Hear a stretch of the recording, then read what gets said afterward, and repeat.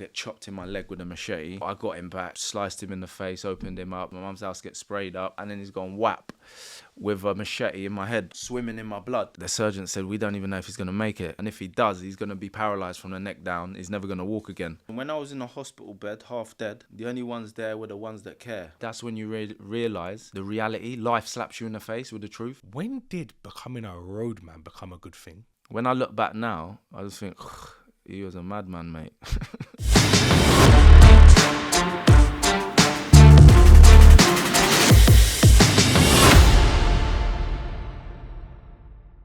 You've seen how the Blue Tick Show's been put on the map, the world's fastest growing show. Let's put your brand on the map. The Blue Tick Show is now doing over 1 million views a month. Your business could be seen by an extra 1 million people every single month. Get in touch now to advertise your business.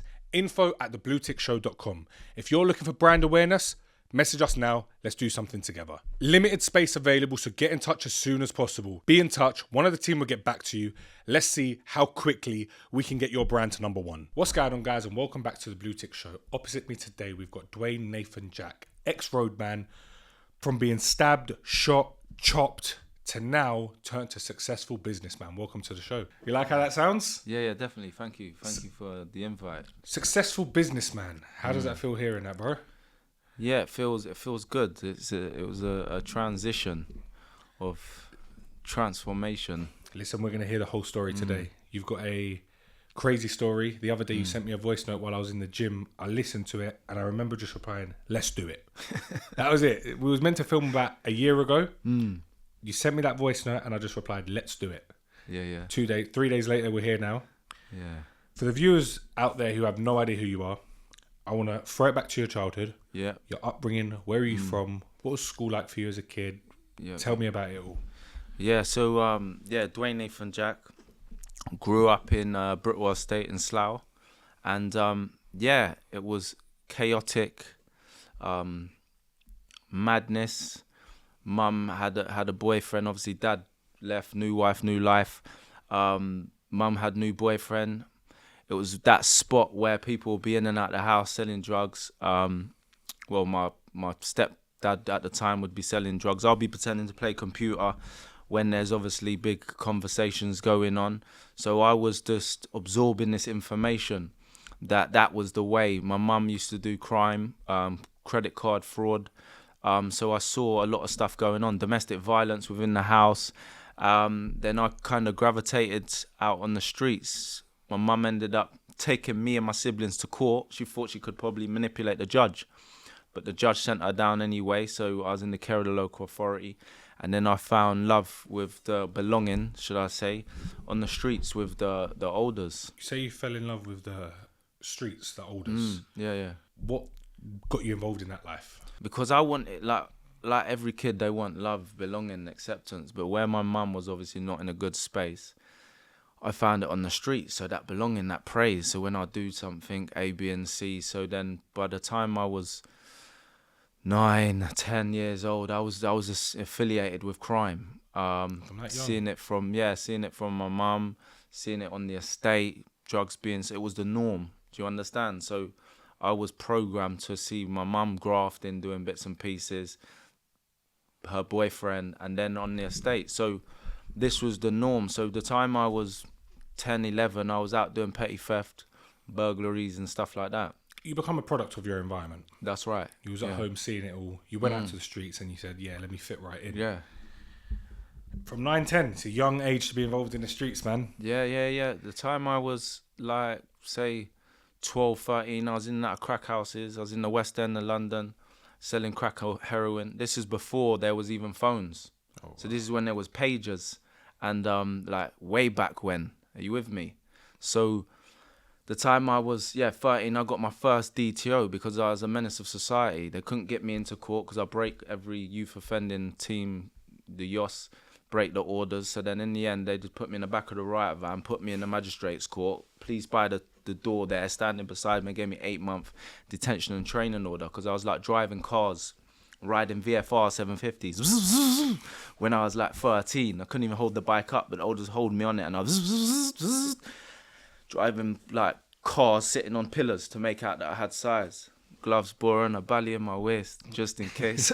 But anyway, we won't go there. But you can imagine driving cars. And then, so that's when I got my first DTO, detention and training order. For the viewers don't know, it's a secure unit for children. And what was that like? They sent me to Vinnie Green in Bristol. I was fighting all the boys from Bristol, Manchester there. I was a problem. So then they sent me to Kent Medway, and now there's Group 4 officers. So and big then, boys. yeah, big boy officers like that, all steadheads. And then I was a problem there, causing riots, running across the green. They put me on a unit that was being refurbished with this big steadhead. I remember his name, Teapot. And he come in my boat like that. Oh, for real? Yeah, like that. And they put me on the unit with him because I was that much of a problem. So it was like a block. They're not even allowed to do that. But yeah, I was there and then got out from there, Feltham 15. Any dramas in there? Nah, because I was a bit advanced. Because when I was 13, I'd have 23-year-olds knocking the door for me. Okay, so you knew how to talk your way out. You knew the gift of the gab. Yeah. So I've always been advanced for my age. So then I got out back on the estate doing crimes, smash and grabs, snout off cigarette counters. There's everything, anything and anything goes. We introduced it as the man that was stabbed, shot, chopped. When did that come into life? So when I turned, say, 17, 18, girls and stuff like that. And by this time, you're deep in the road now. You're deep. invested. Yeah, I'm deep, fully embedded in the road, thinking I'm not even going to make it until I'm 25, 30, because I was just embedded with this pure road. No one could tell me nothing. I'll be having it and swinging it with older people. I just wouldn't have a bar of it, because obviously you have to survival of the fittest. So at that time, I'm having it with everyone people, and anyone. Yeah, that's trying to take advantage in any way, any form. Was you making money? Yeah, I was making money, but at the same time, I was obviously I was taking drugs, because back then it was like late 90s, 2000s, and that's when crack come on the scene. Okay. So that's when the olders will be going smoking big 50-pound crack spliffs, going to jungle. You know, before, like, I'm old school. You with me? So when jungle went into garage, so then there was a scene where man would be flossing, wearing all their garms and smoking these big crack spliffs in the jungle rave. So that was kind of my aura. But the olders never showed me or educated me. What they done, because I used to be at Ernaton, I'd have bare dough come from Probitos, for those that know, they know, or Harrods, and I've got my bags. And one of the olders said, here, try that. Okay. So where he said, try that, because he knew, once I tried that, I'm going to blast up all my money. And that's what happened. So he was Ginos. He said, try that. So then he passed me crack when I was 13. And then... Wow, you tried crack at 13 yeah, years at old? 13 years old. Literally, when I see a 13-year-old, or I see even my own kids at 13, I think, wow, I was literally on that. So that blew my head gasket, where I had the I don't give a in me, and it was stuck in me. So I just become a problem to everyone, my area and everyone. Yeah. When you say you was a problem, you sit opposite me today, but I think you're very well respectful. You're switched on. You're educated. You can speak properly. Was you violent? Yeah, I was literally, I didn't smile until I was 27 years old. And guess what? Life started smiling back at me. That's when I started winning. But before then, it was like my trauma was the driving force to my self-sabotage. That was the driving force to me becoming a problem, because my needs weren't met. And then no one was taking me seriously, because everyone's dog eat dog from them places. Yeah. So then it became a problem where I started getting into some... just relationship, and then you know how it is where you come from, dog eat dogs, and people rob your own people, your cousins and all that from them estates. It's all that stuff. And I was with a girl, she's working in the bookies. She's pregnant with my kid. She's called up my peoples and got them to rob the bookies behind my back. So then when she's told me, the bookies has been robbed. When she told me, it's like the bookies been robbed. She's not letting off anything, because it was inside job. She set them up, and I've gone, what? Like it was my move. Like someone's robbed my bookies, and I was like, what? So when she come home, I said, what were they moving? How were they moving? What were they wearing? A, B, and C. She's giving me loads of bubbles. Yeah, I'm like, all right. I've gone out raving that night.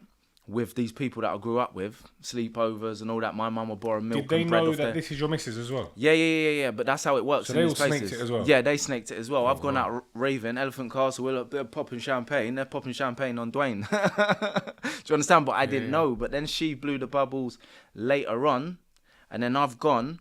But instead of him doing it on his own, because his inside job, he could have went on his own, had a motor around the corner, bing, bang, bong. He didn't, because he knew if he come on top, he wouldn't be able to deal with me on his own. So then he called Matey Boy, and then Matey Boy called another one. So they obviously knew if it come on top, they couldn't deal with me on their own. So they called, they firmed up. So then basically, I'm having it with these, so I don't care whether it's 5 man up or whatever. I'm still not folding. So then hence we're warring. I'm demanding money off the first guy that got the opportunity. Yeah, he's bringing the dough out, and then them man are saying, "Oh, what? Bring his money back, this, that, and the other." So then I go to meet him with a sword down my leg, pull up at the shops. He's come running around the corner with tools, but then another 5 heads come running around. So I've got to give it legs. I go to give it legs, jump the wall, I get chopped in my leg with a machete. I managed to get in my car, drive off. And then one of my elders called them. I had them all sitting on the wall. I remember it because I was emotional. I'm like 18 at the time. I've just been chopped in my leg. My so-called missus is just Gino's me. So I'm like thinking, and he had them sitting there. I said, all right, cool. But then I'm a man like a game of chess. Sometimes I won't move just like that. I would sit on it, and then I'd go into his spot, buy him a drink, play a game of pool. They're looking out the window thinking, what's he on? Because they knew I was about it. Long story short, I got him back, opened up, sliced him in the face, opened him up, and then it was tit for tat, gone to mum's house. My mum's house gets sprayed up. And then all that over, the girl going behind my back. So that was a lot of, then it was supposed to be squashed. She was supposed to pay the money. She was? No, he was supposed to pay the money. The firm's supposed to pay the money. So then I've gone to this club. I've got no tools on me. And then obviously he's got a big wet on his face. I'm there all fresh. Everyone knows from where we come from. And then I've come out and then he's gone whap with a machete in my head. So I'm on the floor now, swimming in my blood. Literally, you know, when I could smell my own blood, clots of it, just swimming. I thought that was me. They lifted me up into the car, got me into the car, took me to Hillingdon Hospital. But by hit now, I can't even feel my body. Yeah, you got numb. Yeah, I'm gone numb. I can't feel down here. And then my old dear said, the surgeon said, we don't even know if he's going to make it because he's got a fractured skull bleeding to the brain. We don't even know if he's going to make it till tomorrow. And if he does, he's going to be paralyzed from the neck down. He's never going to walk again. Wow. Yeah, through the grace of God, my mum, she's a prayer warrior. And I come through. And now I'm here to tell the story. Wow. But I couldn't get out of my bed. But where I've got a strong spirit, when my visitors weren't there, I'd drag myself and go down. And obviously and I'd be in the lift. You all right? And I'm like, leave me alone. And I'd get down, do my thing. And even when I discharged myself from the hospital, and then I was out licking moves, doing armed robberies. Oh, for real? And then people were saying, Dwayne, you need to hold it down, mate. They're in this papers, 2 men balaclavaed, one with a limp, because I'm literally chucking my leg out. So I was just a problem. You didn't give a shit, bro. Nah, literally. That was the pain. That's the driving force of trauma. I didn't care about my own life. Even when man are pulling out straps on me, I'd rip off my top. I say, go on. Like, I just had that I don't give a... And that was due to that trauma driving me. And yeah, it was when I look back now, I just think, he was a madman, mate. But you don't give off that impression. You don't, as in you've turned your life around so much, you've done a complete 180. Yeah, of course. You went from being that madman to, like we always say, which we'll go on to later on in the episode, a successful businessman. Yeah. A man who's now trying to change people's lives. Yeah. Which we'll touch in a little bit. But you went from in the streets, chopped at this point you've been chopped literally twice. Yeah. Where did you go to prison? I was in that prison from 13 to 29. So whether it was bloody, just always, whether it's Bullingdon, whether it's Brixton, whether it was Ramby, Nottingham, just all over. Only. Did you go to prison for this situation? Which one? With this guy. This video is sponsored by Cranbrook Law, an award-winning immigration law firm. Their talented solicitors can help when any struggles arise regarding immigration law. They can help get you the visas they need. They can help get you the staff you need from any other countries. As you can see, the website is on the screen right now. So if you need anything to do with immigration law, message Cranbrook Law and let them help you. Whether you're looking to obtain a sponsor license, receive advice and guidance in relation to compliance and our civil penalties, or take advantage of our know-how and experience across a broad range of business visas, our talented and dynamic immigration lawyers are available to speak to you. Telephone numbers on the screen, emails on the screen, and hit the link in the bio if you need any help. Now, we was just at it on the streets. Like, he chopped me, I chopped him. And even, we done a little podcast. I've done a little release, yeah? Because I forgive him, yeah? Because it's the man in the mirror, isn't it? I put myself in these situations, circumstances. We thought we were gangsters at the time. I tell you, I was running things at them times there. Yeah, musically. It was 50 Cent. It was 2003. You know, Many Men. Yeah. So that was a contribution, you know, the driving force where you got music and you're in that mode. So, yeah, I forgave him. Do you understand? Like, he lit up my mum's yard as well, and I could have easily went to his. My man was in my head saying, "Yeah, go on." I had loads of stories him telling me, but I never followed through because that's obviously why I am where I am today, because of that within my heart. But yeah, I was in Shepherd's Bush and I was doing a testimony in the church, yeah, about my life, A, B, and C. A little woman come up to me after, said, "Dwayne, can you pray for my son? Him named Francino, him in Jamaica." And I thought, what? Rah, it was him. No way. Yeah. Straight up. It was him. Yeah. So then I went to her house. She said, "Oh, I'm so sorry. Look at her face." Because obviously my cut. And then I started speaking to him. We started reasoning. And then I've even sent him dough. We've done a little podcast thing where we're speaking about the situation where he's even talking about, he was telling man to reverse over me. Yeah. Is he in the UK now? No, he's in Jamaica because he must have stabbed someone or done something to someone else. And then they got him nicked and he ended up getting bird for it. So is he on the run over there? Nah, I think he got dipped out. So he got dipped out because he was born over there. He come over here when he was like 1, 2. So his mum had to go over there and settle him down because he never had no connections over there. Yeah. So you and him had war. But even before this war, it was destined because me and him would just have it. I'll come out of the shop. Yeah, I'll come out the shop like newsagents. Next minute, whoosh. Do you remember Lucasade bottles? Yeah. The glass. They used to have the Oasis bottles. And whoosh. And I'm like, what?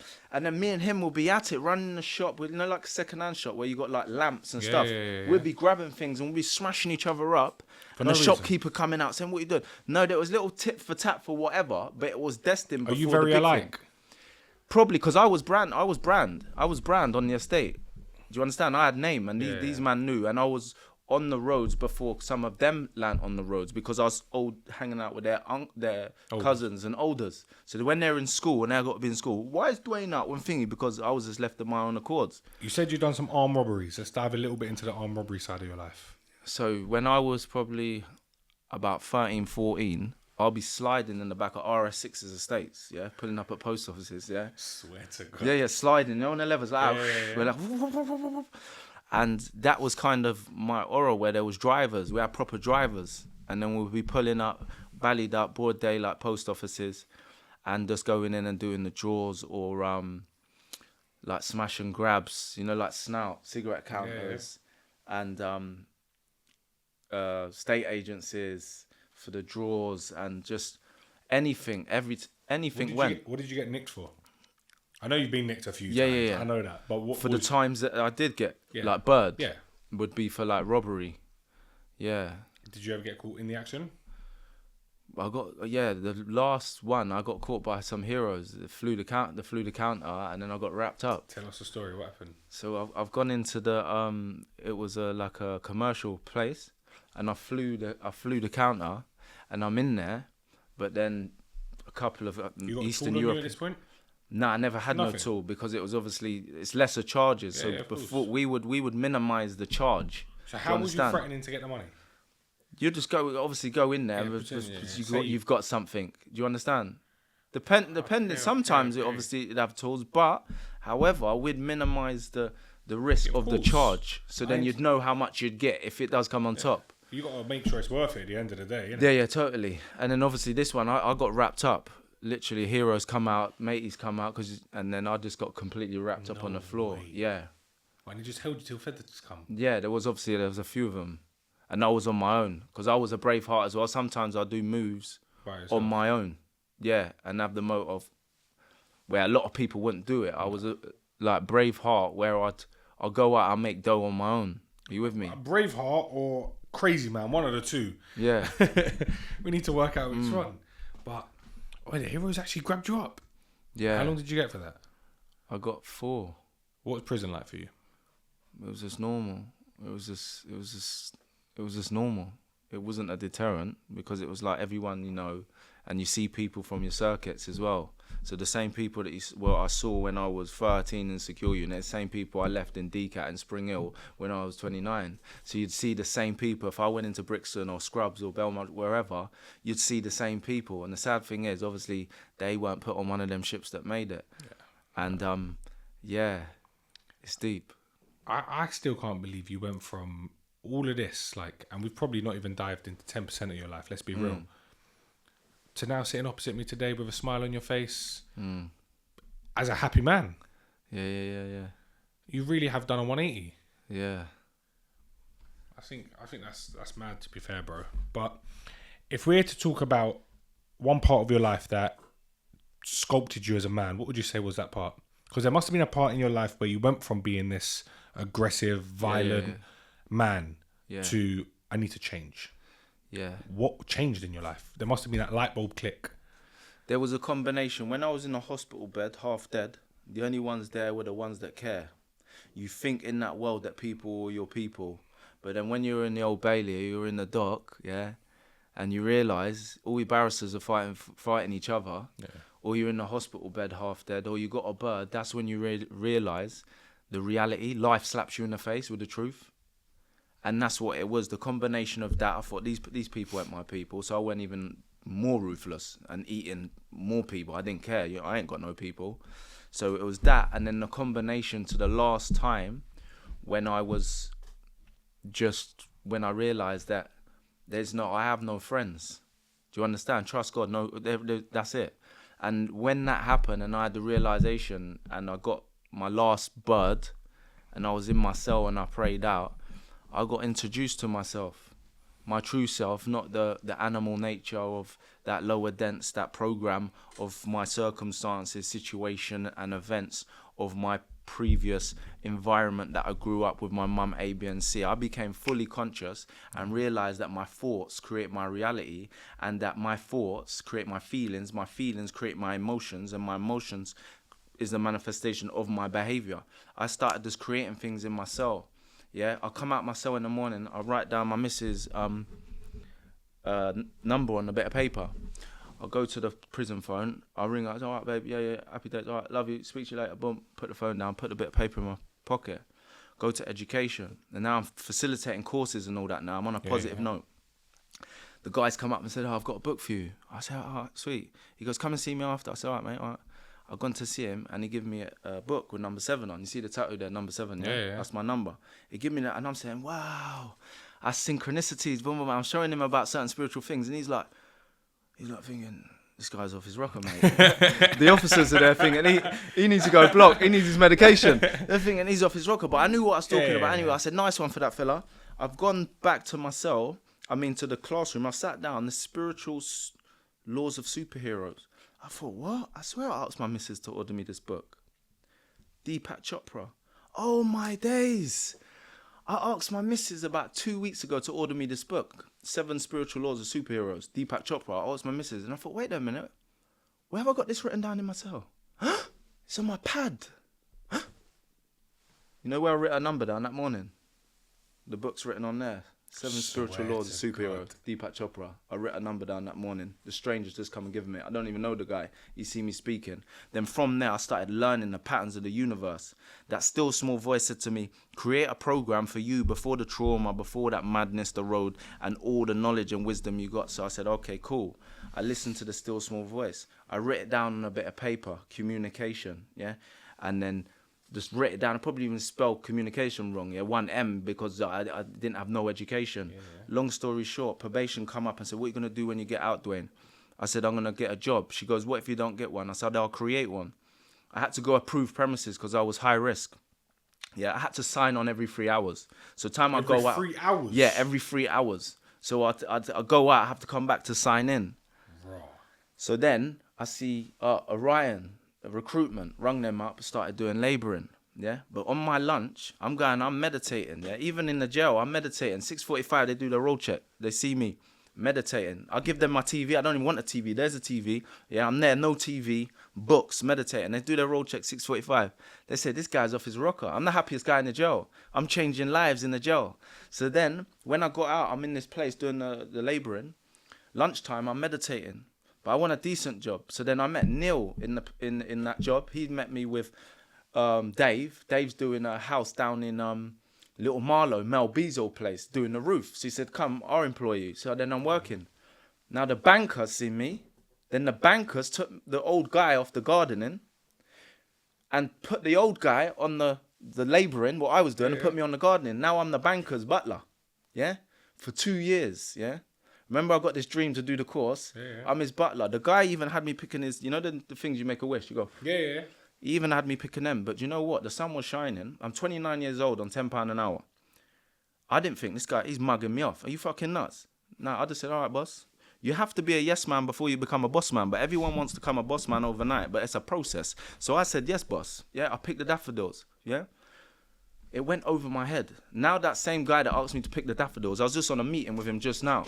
Talking some real numbers, real figures, the banker. Yeah. Now he's one of my directors on some next level stuff. We just open children's homes, A, B, and C. But imagine if I said, fuck that, I'm too good to pick the daffodils.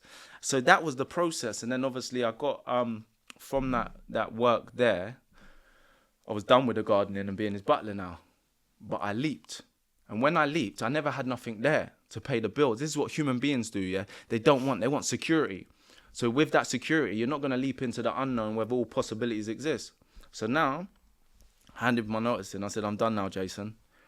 I've got nothing to pay my bills. But through that hunger to pay my bills, because I had to pay them, rent, ABC, council tax, that's how I managed to get into Feltham Young Offenders. Yeah, I was doing youth work, but I never went in there to do youth work. What'd you go in there for? I went in there to do military work with all them north, south, east, west youths that are doing this road thing, drilling, trapping. I went in there to do that. So now I'm in there doing youth work, playing games, but I'm not in there to play games. So now I said to Lucy in education, I've done my little networking now. I'm done. I'm going to have my notice in. She goes, Dwayne, don't do that. You got nothing. I said, Lucy, I live by faith, not by sight, being sure of what I hope for and certain of what I do not see yet. Handed the notice in. 3 days later, I see the number one governor, Glenn Knight, in the gym, gone in, like an eagle. How you doing, Glenn? Bing, bang, bong. He said, come and do a presentation. So now I'm driving on the motorway, all suited and booted. I started crying uncontrollably. I don't even know with the logical why I was crying, but my spirit knew I was crying. And I'm driving there, gone in there, done the presentation. He shook my hand on the contract. He looked up and down and said, do you fancy doing a session in the gym? I said, yeah, why not? Done a session in the gym, done 4 years in their contracts, created a curriculum, OCN London. And then I've worked with Digger D, I've worked with Dig Dat, I've worked with SJ, all them. I was showing, talk about that energy tune, energy. I was showing him, trying to show about the energy and about meditation. And when we went into meditation, if they start giggling and going, looking at each other, I say, I press my Casio, beep, beep. I have to start again before the chessboards come out. Do you know what I mean? Showing them how to play chess. I was showing these youths, love that, trying to show them, educate them about the powers. So then we'd be like that doing the meditation. Long story short, we come out of there, and now we're just empowering lives of positive change in the community, movers and shakers in personal development. Guys, have you been thinking of move to Dubai? I've partnered up with Cranbrook Legal to make your experience so much easier. Literally, I got the main man from Cranbrook Legal right now to tell you how easy it is. Guys, it's as simple as picking up the phone, giving us a call, and letting us get on with the business. What, literally, one phone call? Literally one phone call, a few documents, and we're there. And then I just get up, fly to Dubai, and I ain't got to pay tax no more? Yeah, you can come and see us. We'll take you out for a meal, show you Dubai, and then it's all up to you after that. Bro, where do I sign now?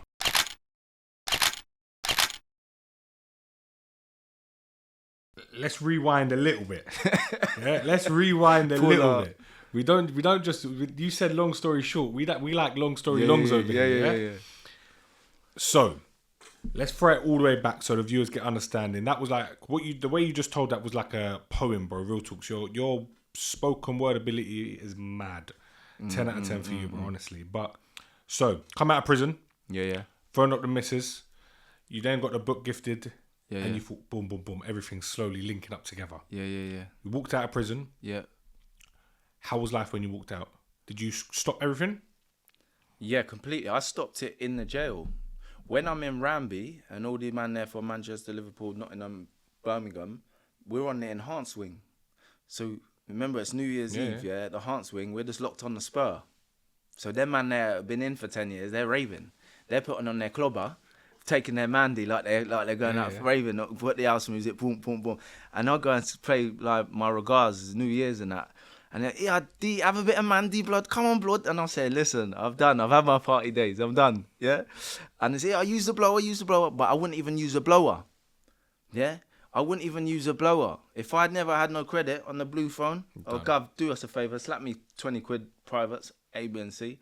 I'm not doing it because I understood if I can't kick to the rules in there, I'm not going to keep to them out there. So I was squeaky clean. Man are looking at me like, oh, he's lost it. Oh, he's lost his rocker. I said, all right. When I get to the DCAT, you want to come jogging with me? You can come jogging with me. You start talking bullshit about our road and about this girl and this move and that move, then you're going to have to come away from me, bruv, because I'm not entertaining it. Yeah. So we come jogging the first day, second day. Listen, come away from me, bruv. I was a military soldier. And man that see me then thinking, oh, he's off his rocker. Then 5 years, 10 years later on road, so, oh, do you know what? Well, I rate your thing, you know. Because they didn't see it at the time. But it was all a vision. It was all a vision. And that's what happened throughout the prison sentence, my last prison sentence. That's what I was on, pure meditation. I was obviously elevating consciously. And I was safeguarding my mind. I weren't listening to anything. And I'll just use that same concept, obviously, when I come out. Don't get me wrong, I've got a little bit worldly now. Not worldly like that, but, you know, like... the glittery things, get attractive. Everyone has to. You have to get attractive. Yeah, you don't and it's work that hard. It's balance, yeah. 100% is balance. Exactly. So just before we jumped onto this podcast, you told me a little story. Yeah. About where you made a phone call in prison. You know what story I'm talking about? Tell me the story, bro. So basically, I was affiliated with Road. My missus was affiliated with Road, and she was doing bits and pieces and a mover and shaker in that industry. So when I had a spiritual awakening, I prayed out to God. I went to sleep. I was vibrating from head to toe in pure light. The only feeling I can explain is pure ecstasy running through my body. But I'm in a cell. I'm sober. And I woke up. So I'm making changes. But now I'm in a relationship with my girl that's obviously in the industry. Not sex industry, but industry on a big scale. So I've called her up on a visit. And I said, babes, if you want to be with me, then you're going to have to knock it on the head. She was like, oh, what if I give the business to someone else and just take the money? I said, it don't work like that. Yeah, but what if? I said, there's no what ifs and buts. And she goes, all right. And she sacrificed that life. And she used to pick me up in Rangies, SLK 350s. Because she was making money. She was making big dough. And she was obviously feeding a lot of people. And she was like a wag in that field, and there weren't even men that were moving like her from where we came from in Slough. And how did she stop? Because even financially, to go from living let's just say a $5,000 a week lifestyle to living for the few months, it was probably zero coming in. It was nothing. Yeah, of course. How did she make that change?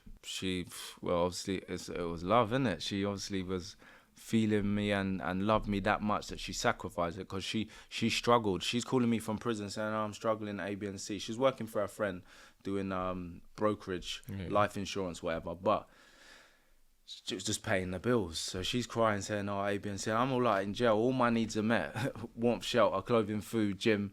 And I'm like, don't worry, it's going to be all right. I'm trying to show her the vision, but at the same time I weren't feeling the pain, but she stuck by it. And she firmed it and then got used to the reality, because it humbled her as well, because she was the boss woman. Yeah. Do you understand? She was boss woman. It was sorted, boom, I'll ring up, can you put that in that account, boom, boom, boom. And she was that boss woman. Genuine question now. Yeah. Like we said, you went from one side of life to another side of life. Yeah. Was there any part of you that nearly went back? What, along the journey? Yeah. Along this 10 years I've been out of jail. 10 years, nah. Nothing at all? Nothing. Because I started from scratch and from nothing, And then there was times where I was thinking, and you know where you're trying to go to your resources, thinking, these people for me.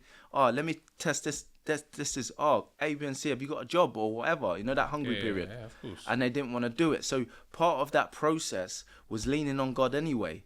That no man was reliable. You can't rely on man. You got to rely on your own resources inside yourself and God and do your thing, because man is not you can't rely on anyone. And that's what I've always relied on. And I never thought to go back because of the happiness, the joy, the peace of mind, and that inner freedom. Even for her, she used to suffer with irritable bowel syndrome because she's moving big bits. So you're not always worried.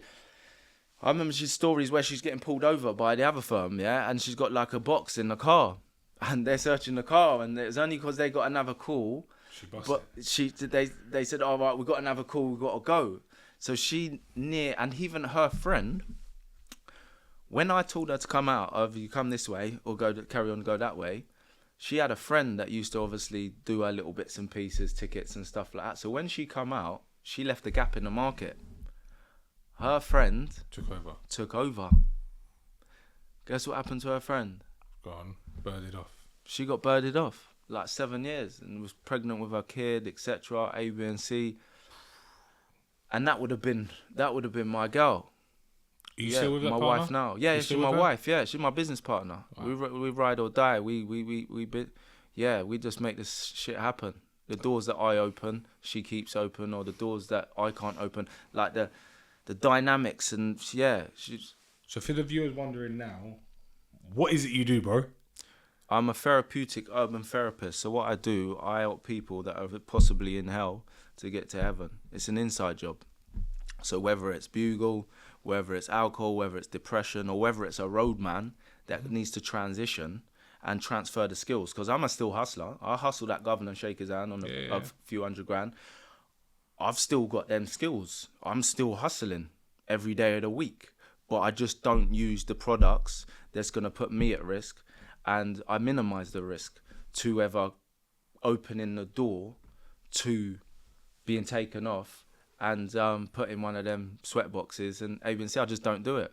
Okay, instead of selling illegal substances, you're now selling legal products. Yeah, that's pretty it's much not even a hard, tangible product either. Yeah. It's a concept and it's a service, really. Yeah, right? It's a service. Yeah, and we've got mentors as well. So you help people in prison?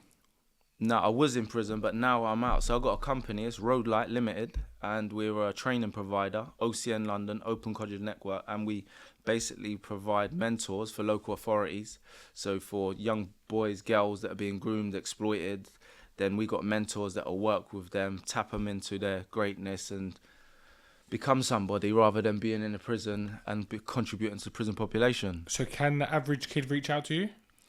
Yeah, they can reach out. Obviously, personally, I'm Dwayne Nathan Jack, the brand. So obviously, I have high-end ticket clients. Of course. But within the company, they can reach out, and obviously, we do work, or there's mentors, facilitators. So you're the boss man.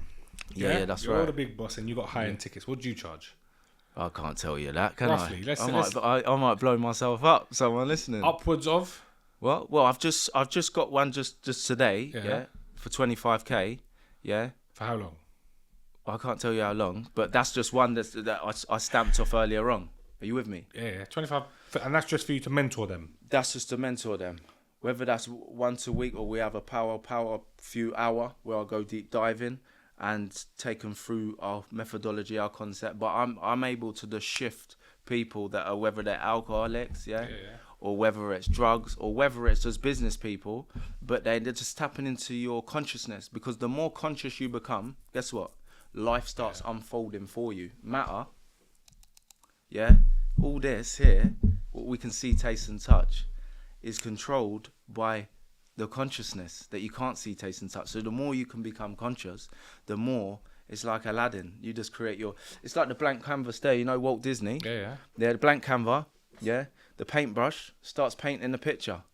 Donald Duck, what happens to the picture? Comes alive. That's your thoughts. You know what? One thing I've really I've experienced myself, and I need to myself become better at it, but your thoughts are real. Yeah, of course. What you think, if you even sit there and think, I've got a headache now, I swear to God, if you're watching this podcast, try it out and it will happen. If you sit there and think, I got a stomachache, man. I got a stomachache. Yeah. You will get a stomachache. Yeah, of course. Yeah. Like, there's been, and even me as a young kid, my mum always used to say to me, Mikey, like, take paracetamol, take this. I used to be like, no, I'll get rid of it. And I used to sit there and I used to train my mind to say, yo, you ain't got a stomachache no more. Yeah. And it used to go. We're electromagnetic beings. Do you understand? Okay. Yeah. So we're electric and we're magnetic. Before I got into Fulham and got the keys, I drove there. I sat in the car park. I closed my eyes, and I created the feeling as if it already is. So someone was showing me around. The light was coming. It was summertime. Yeah, and created the feelings, the chemicals within the body. Yeah, and I done that, and then I drove home.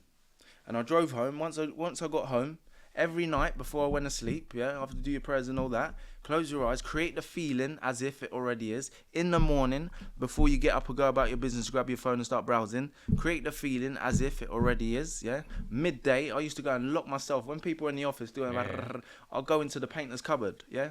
12:15, same as when I was in the prison. I close my eyes, do my stuff, my magic, and then all of a sudden, I'll come back. The phone will ring. I'll say, oh, that's A, B, and C. They'll answer it. It's them. Yeah? It's too much. I'll tell you a story, and this is when I started to actually... I need to work on it a lot more. Yeah. But we have a conversation after this podcast. I ain't paying you 25 bags, so we have a conversation after this podcast to see what we could do. I walked into a shisha bar once, yeah? And obviously where I've blown up and I've done really well in the podcast world, everyone thinks I'm some billionaire now, yeah? I've walked in now and there was a girl there, and it was a girl and a boy. I know they went to my school. The boy turns around and goes, bro, you're smashing it, Mikey, yeah? And I went, nah, bro, I'm broke. The girl turned around and she goes, oh, can I have a chat with you outside? I was like, the fuck? In my head, I'm thinking, what have I done? All right, cool, got outside.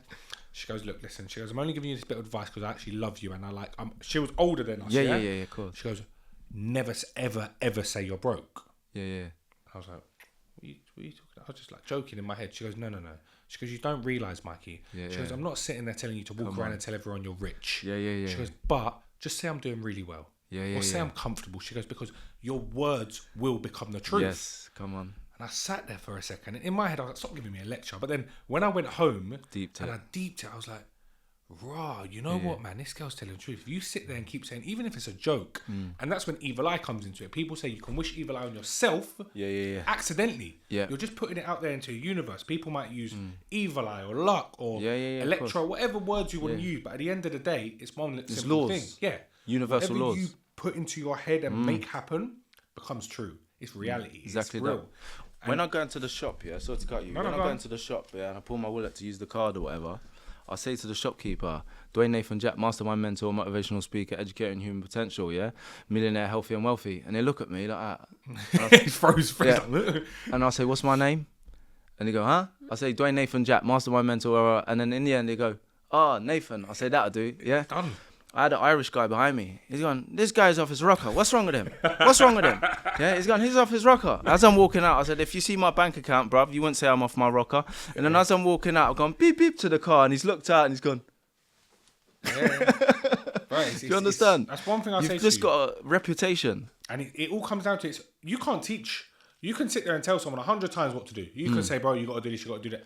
Yeah. But it's from within. Yeah. You've got to train 100%. Their mind. You can sit there and tell someone, here's a business plan. Throw him a business plan. Yeah. It means fuck all. Of course. It genuinely means fuck all. Yeah. If you teach him, close your eyes and vision that business plan from within, like bring that business plan to reality, within 6 months that geezer's going to be a millionaire. Yeah. 100%. And that's what you do. Yeah, that's what I do. Yeah. I help people tap into that. Because even you, the way you sit here and you conduct yourself, your self-belief is mad. Yeah. You can see it. The energy coming off of you alone is... I tell you this, I interview a lot of people. The first 10 minutes of this podcast, you was nervous, right? The first 10 minutes? Yeah. Wait. You was nervous, no? No, I wouldn't say I was, Really? No, but I just warmed up. Yeah, you warmed up. I just warmed up. Because I'd say the first 10 minutes, you seemed a bit... Energy weren't there. And as you started talking about your business, when we hit the business, bro, then it woke. It was literally, you was glowing. When you watch the podcast back, I promise you, remember I said it, you're going to hear it. You see it go from... And I think that's because you don't enjoy talking about too much the past and what you've done and where you was. And because to you, it's probably... That's a changed person. He's gone now. I'm not that guy no more. Yeah. But when we started discussing your business, bro, Yeah. I started realizing you started looking into the camera more. You started, Yeah. warming Yeah, up. you deeped it. This is saw it. exactly that, because I don't thrive off of that energy. I use it to reflect or to show people the lessons. But what I see a lot online, there's a lot of glamorization about that energy, and I'm all about solutions. So I'm all about, like, for people to look and say, oh, okay, so then it will bring certain changes within society, within the world, so people can learn and grow and evolve, not sit on that energy of what we've done, that darkness. Bro, everyone wants to be a gangster nowadays. We've Yeah, seen yeah. it. We've watched it. Everyone, you sit there, you see it in the real world. Everyone thinks it's cool to be a gangster. Yeah. And even me, when I started this podcast, I always say, okay, tell your story, tell your gangster story, your life you've lived, but let's always finish on the correct note. Yeah, 100%. Like, it's no one needs to be a gangster no more. No one. There's no money in it. Yeah, there's no money in it. Of course not. Yeah, 100%. And it's all about just being you. And what I found, because I weren't that guy, but that was the trauma of that guy. So people are trying to be something that they're not, because they're not comfortable. And the minute that I was comfortable of being me, that's when life started flowing for me and through me. And that's what it is. It's all a bravado, and it's all the ego trying to be something that it's not, because the ego is nothing. So when we tap into our true self, we can just be us. We don't need acceptance or validation from anyone. I don't care. I don't need anyone. I don't need this, that, or the other. My needs are met because I'm comfortable in myself and the processes. And that's where we fall short, I think, where people don't obviously feel that they have much to offer. So they're using these stories of this darkness of doing A, B, and C without a solution or light at the end of the tunnel. I want to wrap it up on a few little stories. Yeah. You've worked with a lot of clients. Yep. I don't know how many. Yeah. Probably hundreds. Yeah, hundreds, thousands. There must be some stories that come to mind when you think, wow, man, I changed that person's life. Or, wow, man, I saw that person go from here to there. Yeah. You must have some that still sit in your head today. Yeah. Tell us a few of the stories that you see in your business have made a massive difference. I'll start from at home first, because there was someone that I grew up with, knee deep. And I used to go back every year or so and say, come, D, his life or death. What do you choose? Red pill, blue pill? He choose death every time. And then a couple of times later, I got a letter through. His mum died, and then he's in jail. I thought, oh, maybe this is the time. So I've gone to Wood Hill Prison. I've gone up to visit him. I've gone up to get some canteen. He's come out, sat down. I've gone to sit down with the food. He's come out with something. I've got up. I goes, listen, bruv, I'm gone. I'm a businessman now. It's an hour on the motorway there and back, plus 2 hour visit. I said, I'm gone. I've gone to walk off. He's D, where you going, man? I said, bruv, I'm a businessman now. I ain't got time for it. You're coming out with stupidness like this. I'm gone, mate. He's gone, D, 1 minute. I've gone, sat down. He's gone, what do I need to do? I said, A, B, and C. You can't have no drugs in your system, mate. Because if you have, your life can't flow through you and for you. He goes, what do I need to do? I said, set a date. He set the date. He followed the instructions. He'd been in and out of jail from 15, Feltham, to up until he was probably 35 or whatever it was at the time. He's still out now. That's 4 years later. Transformed, obviously, his life. There's other ones where a woman's pulled up. She was sniffing loads of bugles. She had the kids in the car. Her mum was in the car. Been through an abusive relationship. She's pulled up like she's pulling up to A&E. Yeah, she's pulled up, she's come up, she's come in, spent that hour, not so much off her trolley, but probably on a downer where she's crying at that, come in, literally, that hour, she said she didn't know what to expect, transferred, obviously, her life, but then she was a hairdresser, so as a hairdresser, she's listening to clients all the time. She said, oh, my fella, he's on the bugle, I'm telling him to get out, he's going to have to go. She goes, yeah, I'd send him to this guy here, yeah? So she's given him my number. She's picked him up from the boozer, and he'd been on it. Dropped him off. He's come in. He didn't know what to expect. I'd done my little bit of work the first session. Months later, he said that he got into the car and he just broke down, completely broke down crying. Anyway, long story short, he ended up getting into a career, just bought a new house, married, A, B, and C. Last one I'll do, quick one, yeah? Go. This person's from government, dad's a banker, mum's works for government, like big working class. Yeah.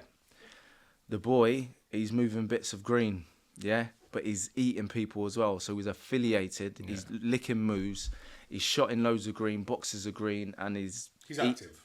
Fully active. He's making big peas.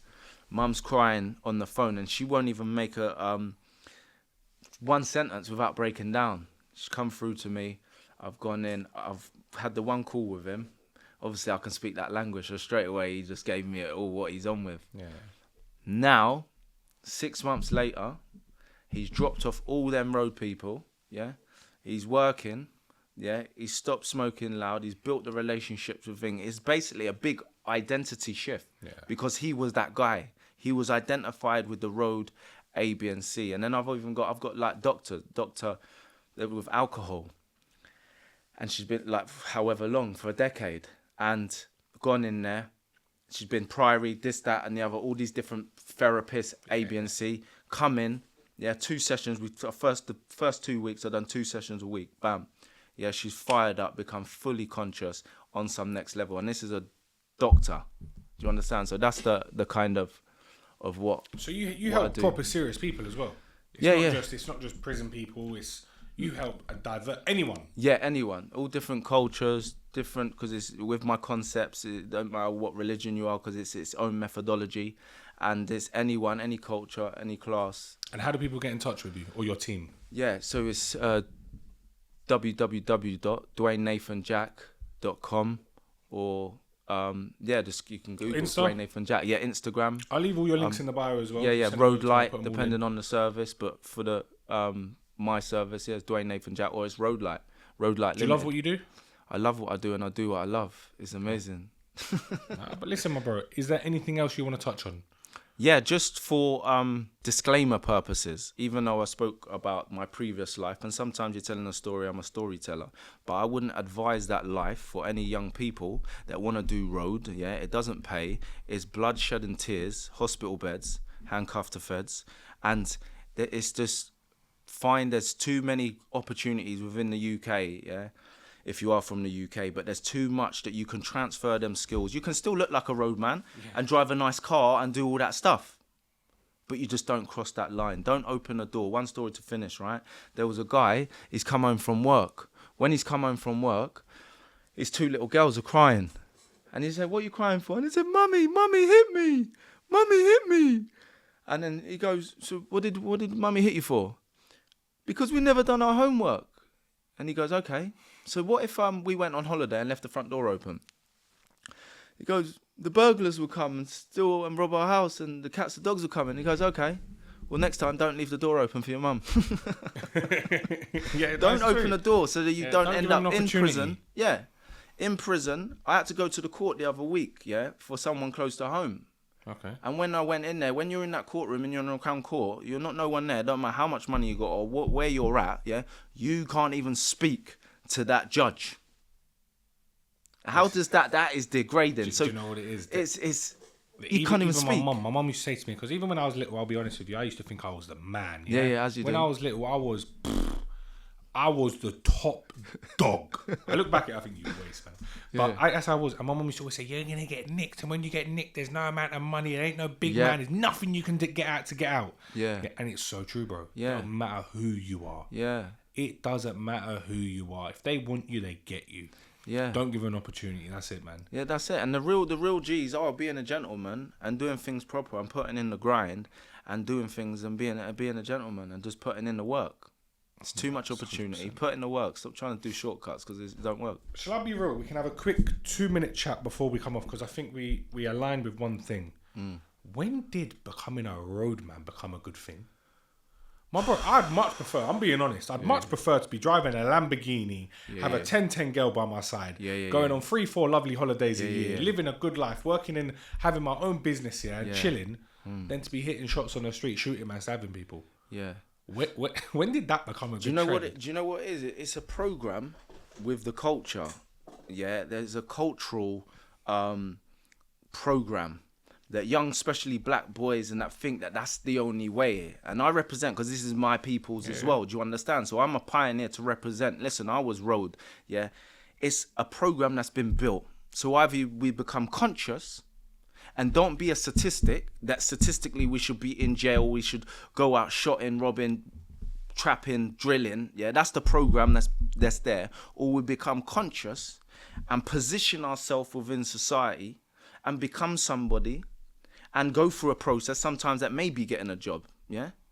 And so you can build some foundation and think about what you're doing, pay some bills and get some IDs and do some certain things to enable you to then become an entrepreneur, or you do that. I worked, and then whilst I come home from work at 5 till 11 or 12, my missus come to bed now because I was focusing on the empire. I was going to work to pay my bills. But the thing is, this program has been set, but we as the people have to wake up to then say, because roadman and that it's not. It's nothing. It's a waste It's of nothing. time. It's prison and pain and misery. It's you know what it is as well, and I sit there and I look at it. Some people have had real trauma in their life, Yeah. and they have no option but to go down that route. Yeah, it's part of their journey. They have to experience it to go through something else. Then I look at other boys. They actually good family got money, normal jobs. Like I have one friend of mine, yeah, I'm not going to mention his name. Good boy, straight by the books, family, mum and dad, like they're together, healthy relationship, lovely. In his head, he wants to be a roadman. Yeah. Yeah. What are you doing?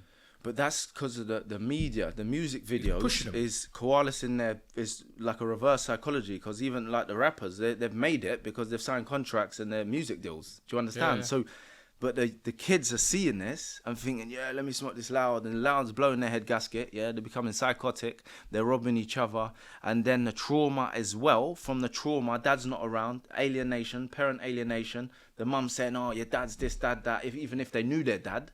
So then there's that energy. They go to school, yeah, bad attitude. They get expelled from school. They go to a pupil referral unit. That's just a place where they gather all the problem children together. Then the next one from that secure unit. And then you're in the prison. When you're in the prison, all like-minded people with their problems, the trauma. Networking. And then it's just one big Criminal spiral. network. Yeah.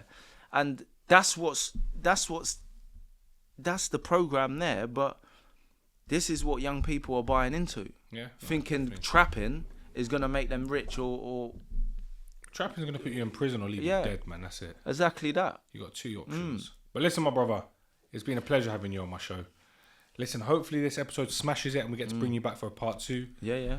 Guys, if you want to get in touch with him, go down to the description, hit the link in it, give him a message, see if you can do some work together and see if he can help change your life. My brother, it's been a pleasure having you on my show. Thank I'll you. see you again next time. Yeah, nice one.